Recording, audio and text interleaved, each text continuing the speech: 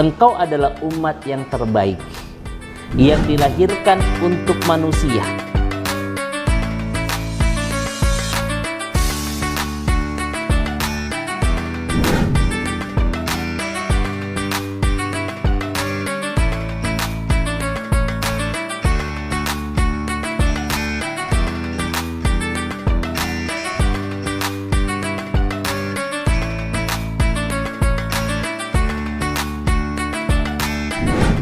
Assalamualaikum warahmatullahi wabarakatuh. Waalaikumsalam warahmatullahi wabarakatuh. Pemirsa BMH TV dimanapun Anda berada, alhamdulillah kita dapat kembali bertemu di channel yang cerdas menggerakkan. Pada kesempatan tadabbur harian Ramadan, pada kesempatan ini kita akan mengulas tentang ayat yang berbicara bahwa umat Islam adalah umat yang terbaik. Bagaimana cara kita mengisi Ramadan agar kita menjadi orang yang terbaik menurut Allah Subhanahu wa taala? Telah hadir bersama saya Ustadz Iwan Abdullah, Ketua Umum Korps Mubalik Hidayatullah. Assalamualaikum Ustadz Iwan. Waalaikumsalam warahmatullahi wabarakatuh. Rasanya saya ingin menjadi orang terbaik nih Ustadz. Alhamdulillah. Alhamdulillah. Jadi sesungguhnya bulan Ramadan itu, Mas Imam, mengantarkan kita menjadi pribadi-pribadi yang terbaik. Masya Allah. Ya, bahasa agamanya menjadi muttaqin. Muttaqin. Nah, tapi bagaimana kemudian kepribadian individu ini, ya, kebaikan-kebaikan individu ini itu diakumulasikan. Ya. Sehingga bukan kita saja yang baik, orang lain juga baik. Memendar. Ya, bahasa peradabannya memendarkan cahaya. Benar. Masya Allah, luar biasa. Silakan Ustadz, ayat 104 surat Ali Imran. Baik, pemirsa BMH TV yang dimuliakan oleh Allah Subhanahu wa taala, di bulan Ramadan ini kita akan mentadaburi ayat-ayat yang terkait bagaimana yang akan mengantarkan kita ini menjadi khairu ummah, umat yang terbaik. Islam itu sudah terbaik. Tapi bagaimana kemudian orang-orang Islam itu menjadi khairu ummah? Karena tidak otomatis ya? Tidak otomatis. Ya, ada beberapa persyaratan yang memang dikemukakan oleh Allah. Dan itu bisa kita lihat pemirsa BMH TV yang dimuliakan oleh Allah. Misalnya kita lihat dalam surah Ali Imran ayat 110, begitupun Ali Imran ayat 104. Apa firman Allah Subhanahu wa taala? A'udzu billahi minasyaitonir rajim. Bismillahirrahmanirrahim. Kuntum khaira ummah ukhrijat linnas ta'muruna bil ma'ruf wa tanhauna 'anil munkar wa tu'minuna billah walau amana ahlul kitab lakana khairul lahum minhumul mu'minuna wa aktsaruhumul fasiqun. Ya, ini yang pertama. Apa kata Allah Subhanahu wa taala? Engkau adalah umat yang terbaik, yang dilahirkan untuk manusia, ya, yang menyeru kepada yang baik, yang ma'ruf, dan mencegah kepada yang mungkar, serta beriman kepada Allah Subhanahu wa taala. Dan sekiranya ahlul kitab itu beriman, tentulah itu lebih baik bagi mereka. Di antara mereka itu ada yang beriman, dan kebanyakan dari mereka itu fasik. Dari ayat-ayat Allah Subhanahu wa taala. Yang kedua, kita sempurnakan karena memang masih terkait dengan khairu ummah. Allah mengatakan dalam surah Al-Imran ayat 104-nya, wal takum minkum ummatu yad'una ilal khair.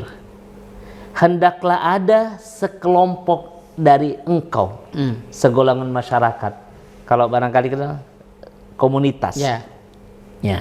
Di mana kemudian dia dikatakan sebagai khairu ummah jika ya'muruna bil ma'ruf, senantiasa mengajak kepada yang ma'ruf, wa yanhauna 'anil munkar, dan mereka itu mencegah kepada yang munkar, wa ulaika humul muflihun, dan kelompok inilah yang dikatakan oleh Allah sebagai al-muflihun, orang-orang yang beruntung. Nah, yang mau kita bahas sekarang ini Mas Imam terkait dengan khairu ummah. Bagaimana kita ini dari soleh pribadi, kemudian menyebar kesolehan kita ini, kemudian pribadi-pribadi itu bergabung menjadi sebuah komunitas, sehingga komunitas tersebut disebut khairu ummah. Seperti itu. Apa syarat-syarat kuncinya di saat menurut Allah? Masya Allah, Kalau kita lihat dalam ayat ini sepintas, itu setidaknya ada 3 kuncinya. Ya, boleh kita tambah 1, 4.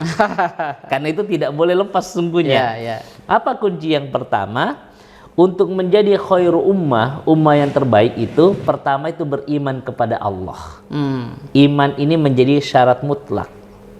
Dan yang kedua, dia berilmu. Kenapa ilmu? Karena memang itu diperintahkan.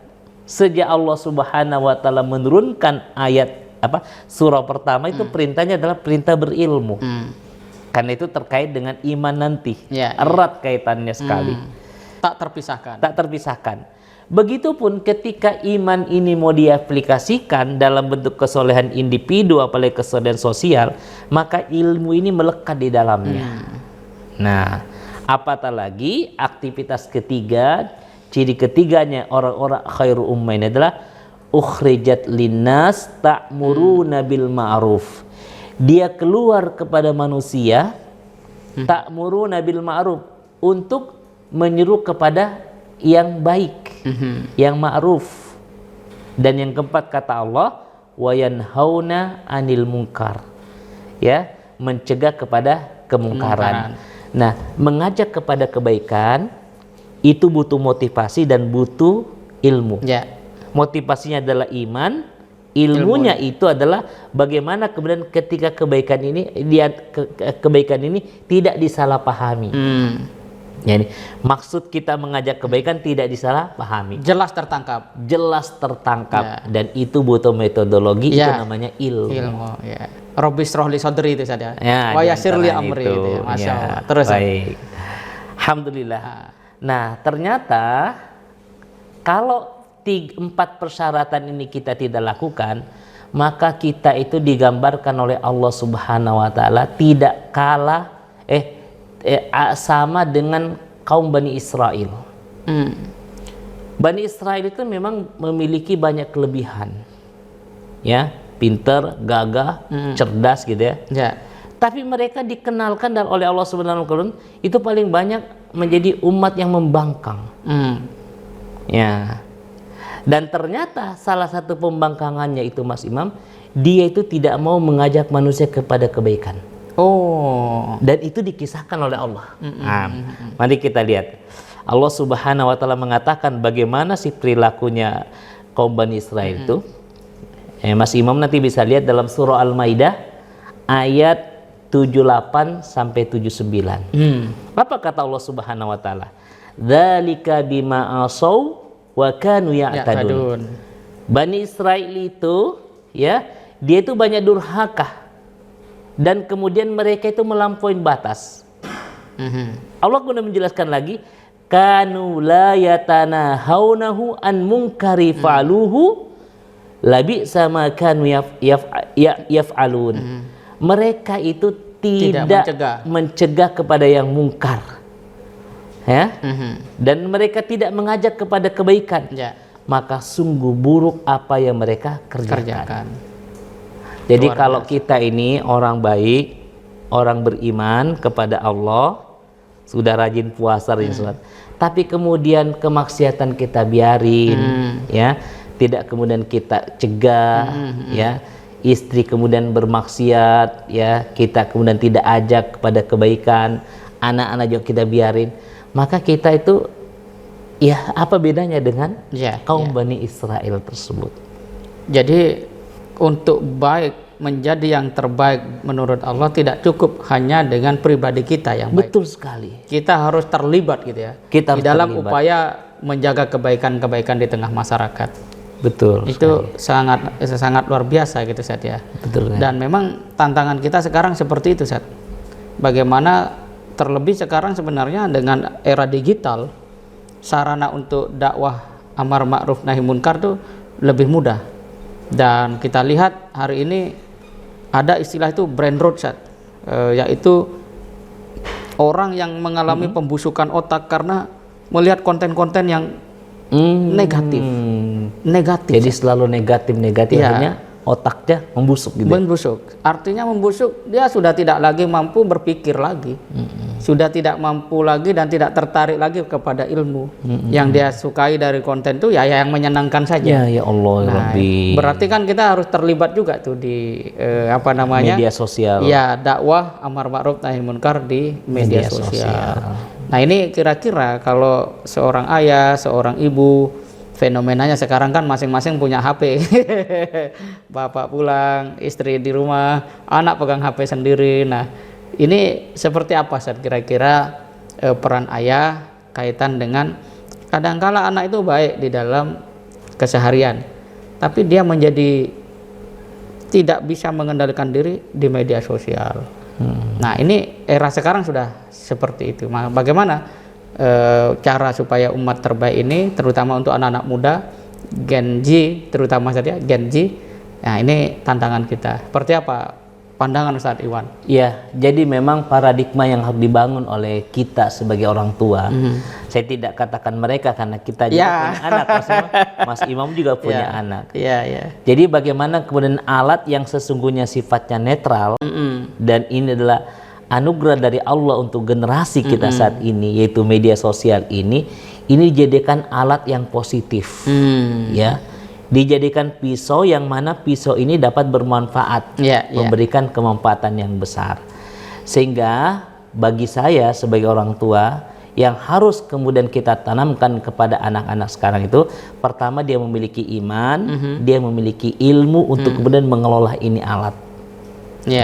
Karena kalau kemudian dia hanya sekedar punya ilmu, ya dia tidak punya iman, nanti ini alatnya tidak dibawa kepada kemaslahatan, tapi dibawa kepada hal-hal yang tidak manfaat, seperti itu. Nah, yang ketiga yang harus kemudian kita tanamkan kepada anak kita, bahwa sudah saatnya saat ini kita itu bukan menjadi follower, tapi menjadi apa kira-kira Mas Imam? Pioner. Kita lah yang kemudian menggerakkan ini alat. Mumpung alat ini diberikan kepada kita, maka mulai daripada Instagram kita, Facebook kita, kemudian apalagi Mas Iwan, Twitter kita, TikTok kita. Bagaimana alat-alat ini, fasilitas yang ada ini, itu semuanya kita jadikan sebagai tempat kita menanamkan kebaikan-kebaikan. Masya Allah. Nah, seperti itu. Kan sekarang itu marak sekali ya konten-konten yang kemudian mengajak kepada kebaikan. Nah, kita harus masuk di situ, mendukung itu. Kalau nggak bisa menjadi konten kreatornya, ya kita harus mendukung itu, seperti itu. Minimal share. Saya punya BMH TV seperti itu. Tadabbur harian Ramadan. Baik. Luar biasa. Nah, Ustaz, kalau di zaman atau masa-masa dakwah Rasulullah gitu kan, seperti apa sih Ustaz orang yang memiliki kriteria itu? Mungkin Ustaz punya, mungkin Ustaz punya kisah yang dimulai dari individu Ustaz. Nah, kemudian menjadi sesuatu yang Masya Allah berdampak positif secara signifikan tuh bagi pembangunan masyarakat. Kalau ada kisah misalnya Ustaz. Ya, baik. Sebelum kita masuki kisah, saya kepingin menyampaikan sebuah hadis. Betapa Rasulullah kepingin banget kita itu menjadi khairu ummah itu. Apa kata beliau?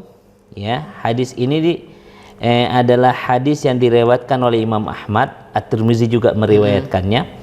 Kata Rasulullah, "Walladzi nafsi biyadihi." Demi jiwaku yang berada dalam genggaman Allah. La ta'murunna bil ma'ruf wa la tanhauna 'anil munkar. Ya. Apa kata Rasulullah? Kamu harus melakukan amal ma'ruf dan kamu harus kemudian melakukan nahi munkar, mencegah nahi munkar. Nah, walau liya, kata Rasulullah, wal au la yusikunna au lau yushikunna Allah ya ba'asu alaikum iqaban minhu. Ya, kalau seandainya engkau tidak melakukan itu, maka Allah akan menurunkan iqab, azab. Summa tada'unahu fala yastajibu lakum. Kemudian engkau itu orang baik, berdoa kepada Allah, tapi Allah tidak mengabulkan doa-doa engkau. Jadi hadis ini memberikan teguran kepada kita orang-orang baik ini ya. Kalau kemudian kita tidak melakukan ini amal ma'ruf dan nahi mungkar, tidak mengajak orang sebanyak-banyaknya, tidak mencegah orang sebanyak-banyaknya, maka kemudian khawatir kita ini turunkan azab, iqab, ya. Dan kemudian kita orang-orang baik ini berdoa ternyata tidak dikabulkan doanya oleh Allah. Sehingga terkait dengan hal tersebut, Mas Imam, kalau kemudian ada sebuah komunitas dari mana komunitas tersebut tidak rame-rame mengajak kebaikan, maka di situ sesungguhnya ada azab yang diturunkan oleh Allah. Dan kita berlindung dari masyarakat yang seperti itu. Masya Allah. Kalau ada perumahan, tidak ada suara azan, tidak ada sholat jamaah, tidak ada majelis taklim, maka perumahan tersebut sebenarnya ada azab yang diberikan oleh Allah. Ya, dan yang kita khawatirkan orang-orang baik di situ berdoa tapi doanya tidak dikabulkan oleh Allah Subhanahu wa taala. Nauzubillahi min zalik. Luar biasa. Insyaallah. Dasar saya akhirnya jadi teringat dengan ayat walau anna ahlul qura amanu wattaqau gitu kan. La fatahna alaihim barakatuh minas sama. Berarti kan bagian daripada ketakwaan itu kita berlomba-lomba amar ma'ruf nahi munkar gitu saja. Masya Allah, luar biasa. Alhamdulillah. Alhamdulillah. Mungkin sebelum kita akhiri, Ustaz ada sesuatu mau disampaikan? Baik, BMH TV yang dimuliakan oleh Allah Subhanahu wa taala, Ramadan mengajak kita untuk berbuat baik. Ya, istri kita diajak, anak kita diajak, tapi itu tidak cukup. Bagaimana kebaikan yang kita rasakan ini juga dirasakan oleh orang lain. Karenanya jangan pernah berhenti untuk kemudian mengajak orang lain untuk berbuat baik. Dan jangan pernah kemudian berputus asa untuk mencegah kalau kemudian ada kemungkaran yang terjadi di masyarakat kita. Ya, dan itulah sesungguhnya jihad kita hari ini. Kita memperbanyak kebaikan dan kemudian kita mencegah perbuatan-perbuatan yang mungkar di masyarakat kita. Masya Allah. Mudah-mudahan Allah Subhanahu wa taala memberikan kekuatan kepada kita semuanya. Terima kasih banyak pada Ustaz Iwan pada kesempatan Tadabbur Harian Ramadan kali ini. Pemirsa BMH TV, kita dapat mengerti bahwa menjadi orang baik itu bisa dilakukan siapa saja. Namun Allah dan Rasulullah tidak hanya menghendaki pribadi kita yang baik, tetapi keseluruhan kita, umat Islam, khairu ummat ukhrijat linnas. Dan karena itu, maka pada Ramadan kali ini mari kita menjadi orang baik, tapi jangan lupa menebarkan kebaikan di mana-mana sehingga seluruh umat Islam menjadi baik. Ada dai di pedalaman yang dengan keterbatasannya, dengan infak dan sedekah kita itu bisa menjadi lebih kokoh, lebih kuat dakwahnya. Dan itu adalah peran kita untuk menjadikan umat Islam sebagai khairu ummah. Insyaallah. Terima kasih. Kita berjumpa lagi pada Tadabbur Harian Ramadan yang akan datang.